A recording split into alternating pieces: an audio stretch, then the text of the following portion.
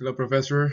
For this presentation, I picked revolutionary movement. So, an example of a revolutionary movement would be the civil rights movement.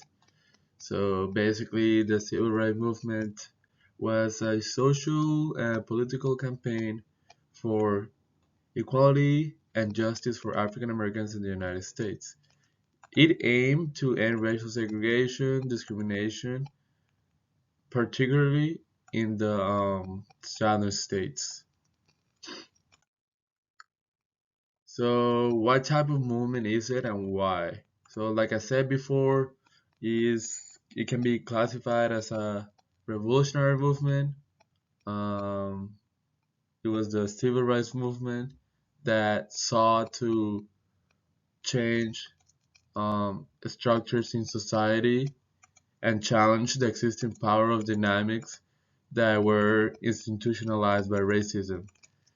By advocating for civil rights legislation and challenging discriminatory laws, um, it aimed to transform the social and legal landscape of the nation. So, who's involved in favor of the movement? Um, Most people were in favor of it. The movement had widespread support from African Americans, civil right activists, religious leaders, and just people that wanted to, support the cause. Prominent figures like Martin Luther King, Rosa Parks, Malcolm X played a crucial role in leading and organizing this movement. So who was against it? Basically, white people at that time. So opposition to the civil rights movement came from various people.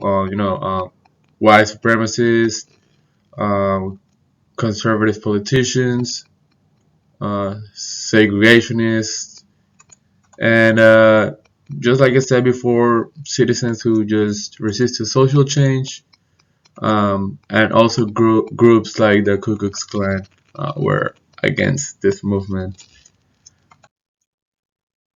So, major persuasion tactics that the movement employs. The movement employed nonviolent resistance tactics such as boycotts, sit-ins, marches, and peaceful protests to draw attention to the injustice and mobilize support. Key strategies included civil disobedience, um, and that presented legal challenges to the police and whatnot. Yeah, so in my opinion, I think these tactics were successful because they attract national and international attention to the racial issue and inequality, and that led to legislative victories such as the Civil Rights Act of 1964 and the Rights Act of 1965. These laws that I just mentioned before, they kind of dismantled legal segregation and expanded voting rights for African Americans.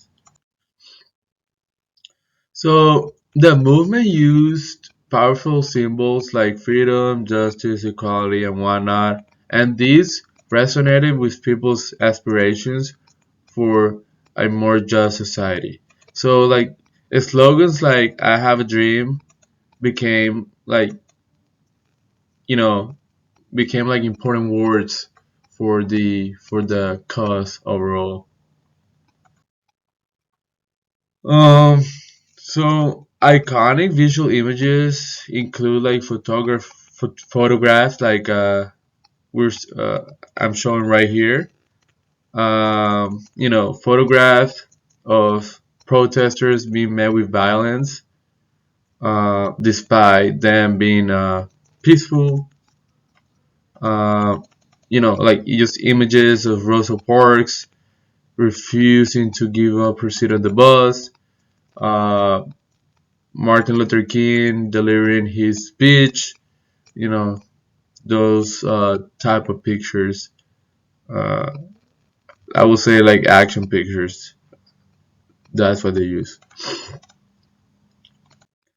Um, so how does the movement use media and social media? At that time, there wasn't really social media per se, but there was media.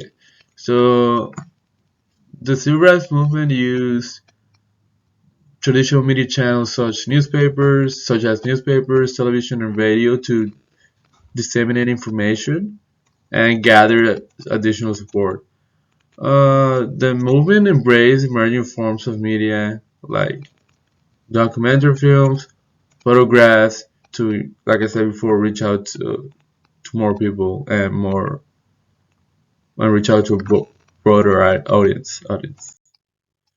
So, what's my overall opinion about this? I mean, I clearly support the